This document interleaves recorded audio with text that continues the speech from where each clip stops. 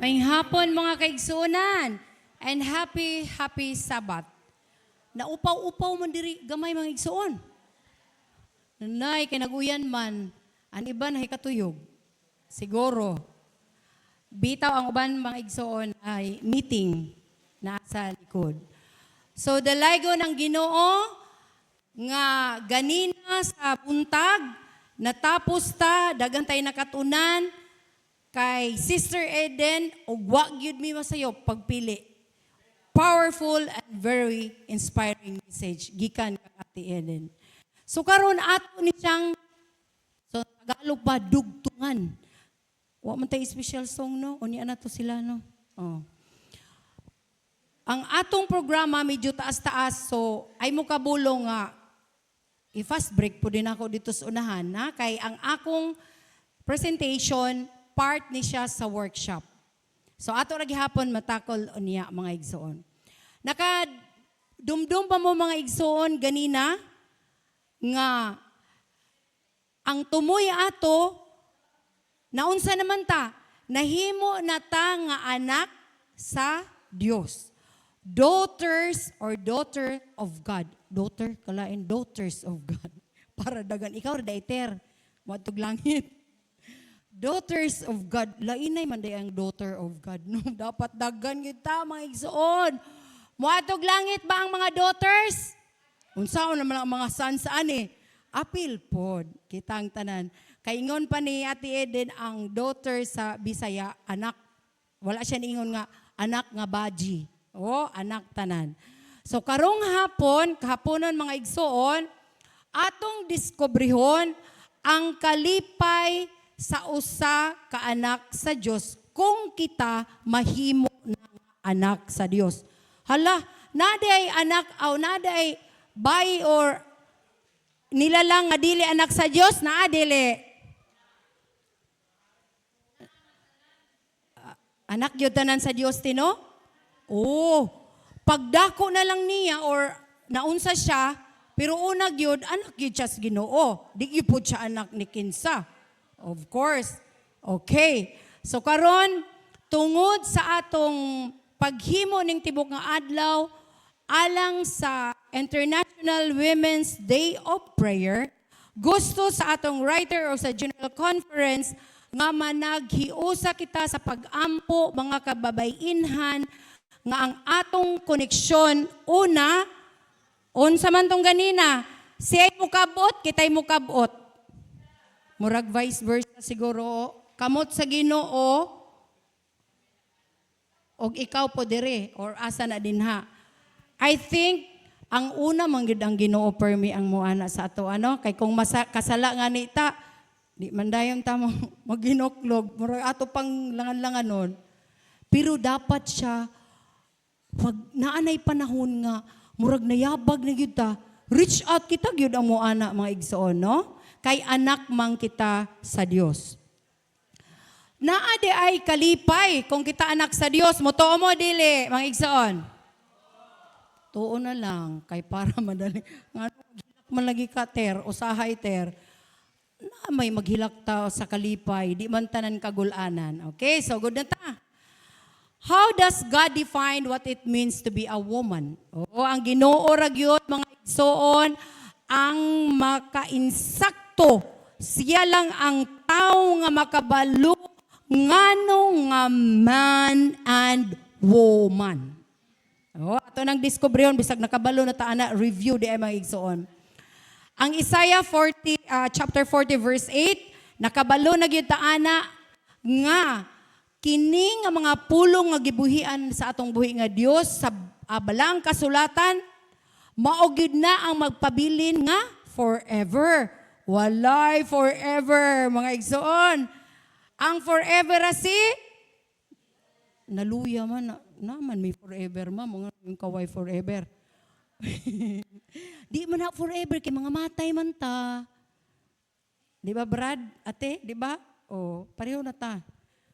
So, ang Ginoo, ang pulong sa Diyos ragyod ang makastands forever.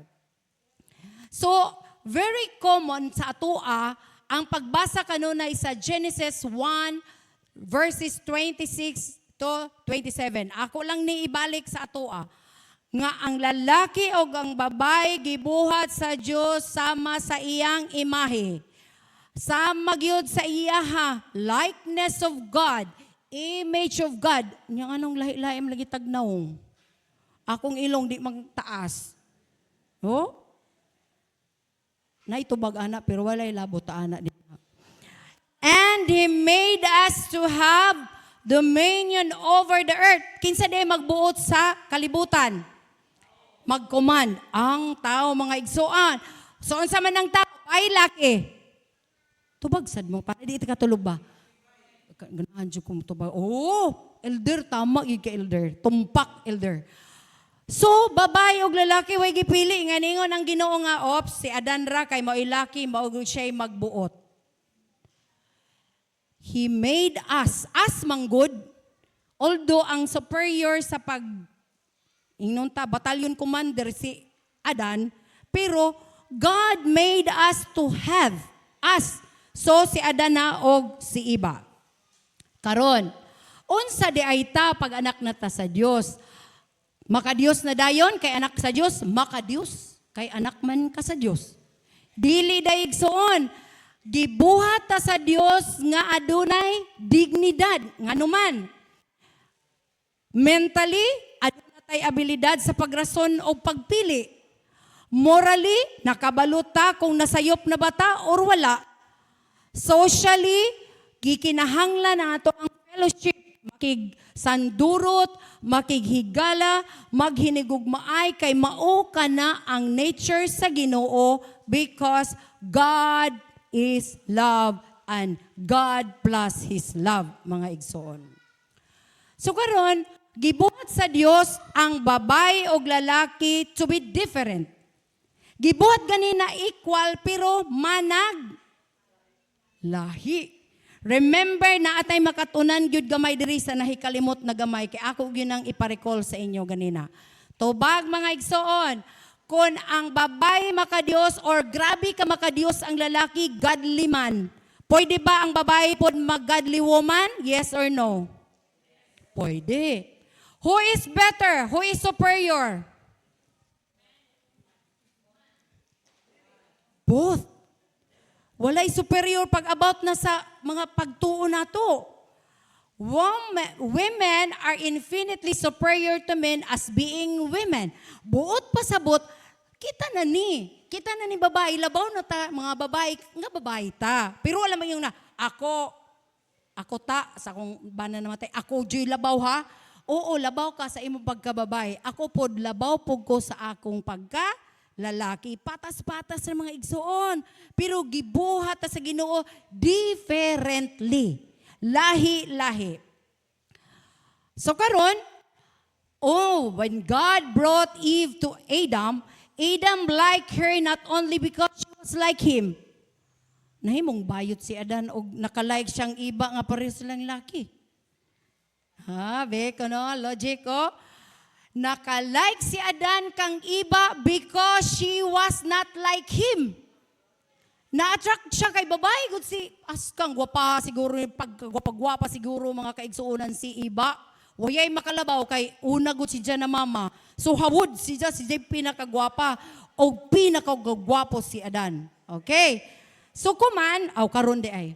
Giun sa pag kalahi-lahi ang babae ug lalaki dire na ta. Medically, women are physically weaker than man. Gamay ra gyud ang bae nga mas aktibo ko sa akong bana kaysa akong bana rang kahinay. Bisan black belter adto, na ako bana black belter pero timing ba? Pero ako si kasa-kasa. Sige. Pero dili na maoy di ay buot pasabot. Physically weak gyud ta. Kay bisag gamay ra ta nga tuklod, pildi bisag magpajut-jut, paisog-isog pa kaw. This because God made Adam with a stronger physical frame kaysa babae. Men naturally have more muscles than women. Men have almost 50% more than ang blood vessel.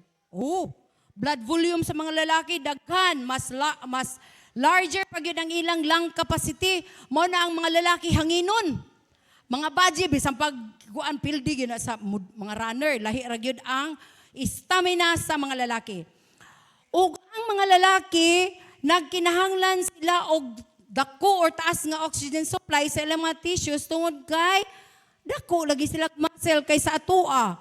So but because women are physically weaker, it does not mean nga inferior na dayon siya. Uy, dili mga igsuon. Kung weak ta, dili pinong weak ko kay maingon si Ma'am Cha ang stronger ang husband ra dili. Weak ta physically, pero dapat dili ta weak sa ato ang espirituhanon and all na mga aspeto.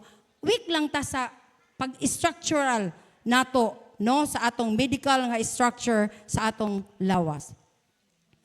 Unsay nakalahi pa gyud sa cellular level na sa babae o sa lalaki. Oh, God made men this way because He intended for them to be protectors and provider. Hala, kung ang Ginoo gibuhat si elder nga luya, unsaon niya pagbuhi ang sister Gingging og sa iyang anak? Luntay. Kaya ang babae baya pag gumampang labal, kapoy-kapoy na dayon. Kaya pag luya, aroy, kakapoy, gazun. Parang kahawoy. Oh? Pero ang mga lalaki nga, nag-umag, grabe jud sila. Bisag si tatay, grabe, makita na ako, gabiin na makaabot. Usahay, maupay mo, luto og lami nga sudan. Kay si nanay, boy lami mo luto. Men did not decide they would not be the ones to have children. Ay, nga no, di ay, naidako kay nga points, babae. Ang babae, gitawag nga Eve, whose means, uy, gwapo kayo, proud ani mga girls. Life giver, source of life. Uy, alangan na silang source of life. Naghatag naman na sila dirig similya sa tuwa. We are the life giver and the source of life, made to nurture and to love. Oh, ato ng role mga kahigalaan. Men did not decide that they would not be the ones to have children.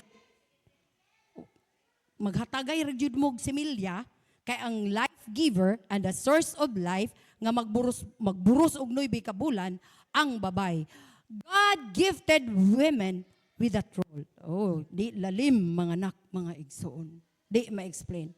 Oh, diri na. Diri jud kay apil ko iguani na malandong pero nakabasa na guguani sa una pero pag otro ani ko pastilan. Tinuod gyud ay. Ang atong utok gibahin kaduha left and right hemisphere. Kini si lalaki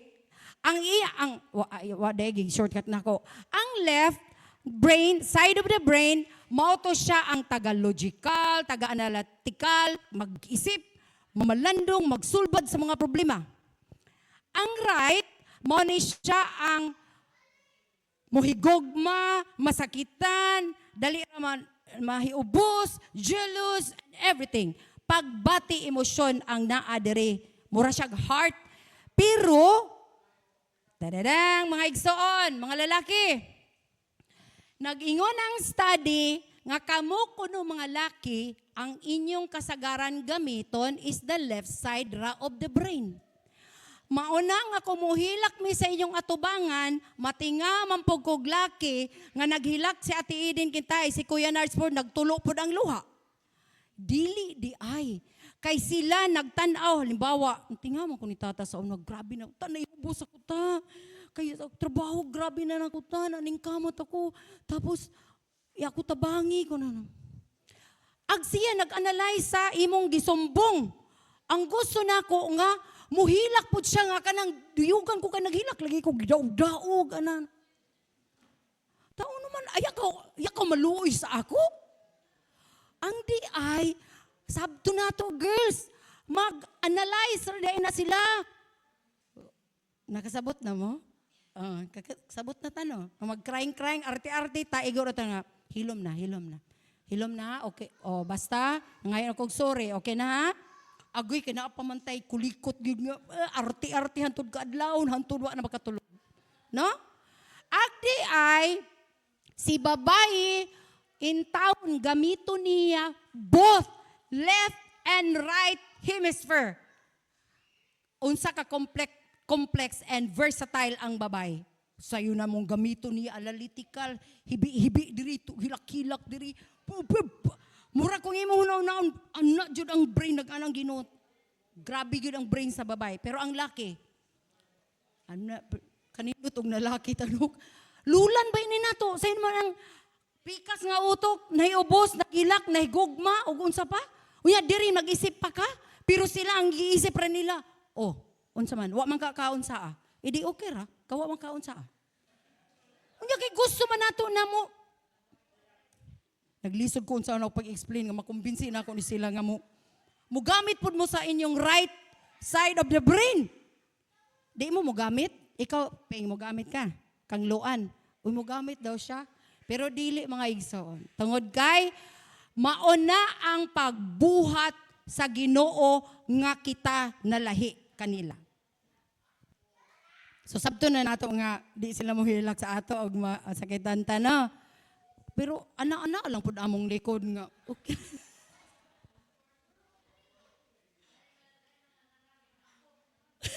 Ipakog doon te, paita. Nasabtan na nato mga igsoon. Okay, malangan ta. Karon, women tend to be more detail-oriented than men. Oh, mga igsoon, ang babae, ang banal naman. Pagkakapoy sa trabaho. Butang sana akong butang. Paulay sa kuday. Nanay, tatay na ha. Si nanay. Kawa man gadyo dali. O naman gadyo na hitabo dito. Kay si babae. Ang men mag-report, si babae mo share. O, tanawara. Gusto sa babae mang good, permi, ngang iyang deepest good nga pagbati iyang gikinahanglan, higugmaon lagi siya good permi. Kanang mapansin, hoy mga laki, pansin-pansin po mo diha permi, pag arte-arte na ganyan mga babae, pansin na po ninyo, di kay usay, okay ra ka, pagkatapos, dugangi ba? Kanang puyukon pag yun ba, o kanang antod kadlawon, dili kay, manako, alas 12 na, wag yapon ka diya, mo patanday na ako. Pala ka diya, ikaw rin makatog langit diya. Nagdumot man ka, naadlot. The deepest need of a woman is to be loved. The deepest need of a man is to be respected and admired. Nalagi, maugyo na yung kalahian, maigsoon, timanin mga babae. So, we are just wired differently, but God made us this way, and God made us this way, we should celebrate this difference. Wa tayo mahimo. Ato yun ang, dawato na yun nato, kay maon naman gini, mag-celebrate daw ta mga igsoon. So, karon nagsugo man yun ang Diyos kanatong mga babae o lalaki nga inyong higugmaon sa sama sa inyong kaugalingon ang inyong mga asawa o kamong mga asawa respetuhon ang bana. Kabalo na mo anak, kabalo ko. Mga igsoon, nagingon ang doktor, wala gyoy usa ka inahan or isa ka asawa nga mahimo mga ka-feel siya nga wa man ko gimahal sa akong bana. Kung gipakita lang gyud o girespetuan kung unsa ka legit, unsa ang inahan o ang pagka-asawa sa ato kita mga babae. Kay gusto man good unta sa babae nga kanang unta na ma-recognize gyud pud kung unsa gyud pud mi kay ayaw lagi mo pag-iingon nga nag-arte-arte rami. Kay dili na arte-arte kay ang amo gyud nga murag makawan pud nag-effort naman ko nganong ing ani magyud o normal na o maliban lang wag amo na palabian. O nya nag-ingon I hope nagtambag nga huntana pa malipay kita mag-advise sa atong mga gagmay nga kita mga gagmay babae nga magpasalamaton ta nga kita gipili sa Dios sa atong pagka-babaye. Dili ta magmaay na nahimo tang babae mga igsoon. So niining kahaponon aduna tay mga discussions. Dili na ko ni elaborate na tungod kay part ni siya sa workshop. Godly woman mananang ganina giskutan unya diri makita sa atong workshop kung unsa ang tinuod nga karakter sa woman nga gusto sa Dios. Og diri pod atong mahibal-an nga adunay diri panultihon ni Martin Luther King Jr. nga nagadamgur gyud siya nga untana ang iyang mga anak magakinabuhi og dili sila ma-judge by color of their skin, but rather by the content of their character. So, importante yun ay, mga igsoon, ang batasan sa usa ka babay. Kay babay man atong gihisgutan karon. So, kini nga mga activities, unya, makita ninyo mga igsoon, kay by care group ta, adunay facilitator nato nga naka-assign, og siya na ang mo himo kung unsay atong aktibidades ni ining kahaponon. Motoo ba mo nga ang godly women are industrious, mga igsoon? Kugihan ta, mga babae. Kugihan, dili. Kuya. Kugihan. Oh, maglimpyo. Uy, versatile ang babae. Nagluto. While nagluto, naglaba. Oh, kaya na ni mo ya. Kaya. Dili oy. Nagluto, naglaba, nagatima, nagsulti pa sa mga bata, nagilis pa. Nanay, grabe yun ang rule sa babae. Ambot lang kung kaya sa mga lalaki pod. Lahi man pod ang ilang pagkalahi, mga igsoon. So diri atong mahibaluan ang mga discussions, questions, mga igsoon, unya. Onya, godly women are compassionate. Kinsa may more compassionate, ang babae, lalaki? Manggiluyon. Babae. Di gyud bitaw. Gamay ra may compassionate nga lalaki kay astig man gyud sila tan-awon gyud. Paastig gyud baya sila gyud. Ang babae dali ra maluoy tungod kay ang design sa kasing-kasing sa babae manggiluyon gyud siya. Di kita kalali sa anak kay design na sa Ginoo. So karon mga upat siguro ang atong activities pero I don't know kung unsaon sa ato ang mga facilitator. Godly women are confident. Hands up sa babae nga ano ay salig sa iyang kaugalingon. Hands up mo be? Kinsay na ay salig sa ilang mga kaugalingon. Babae. Half. Si ate half daw siya. Ay salig sa kaugalingon.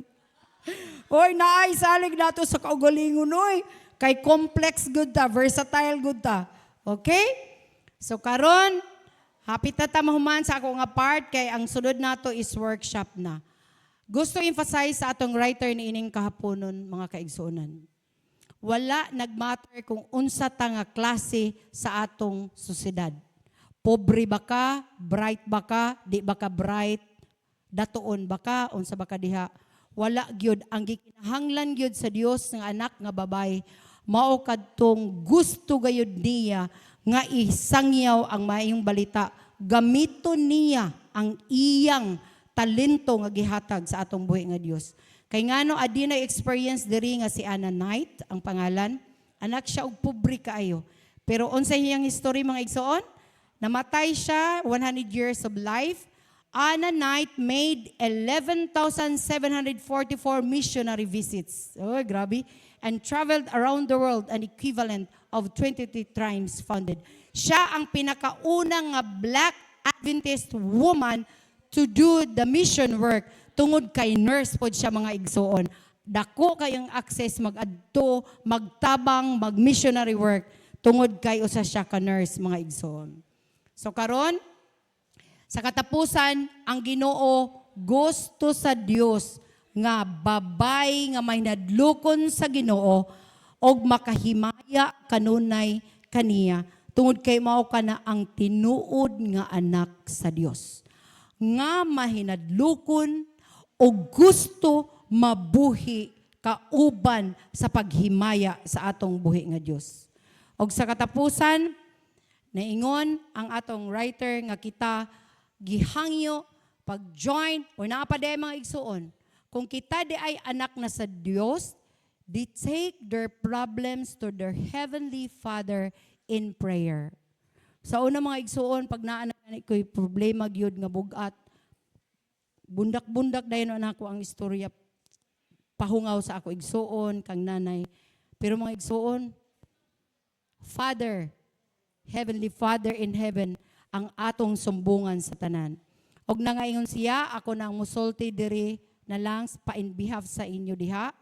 Lord Jesus, help me to see that my greatest joy is in belonging to you, in being a daughter of the King of Kings. Hinaot pa mga igsuonan, gikan sa buntag hantud karon, aduna kitay nabatnan nga kahibalo, nga aduna day madiscovery nato nga kalipay kung kita usa ka anak sa Dios. Ang Dios magapanalangin kanunay kanatong tanan, men and women.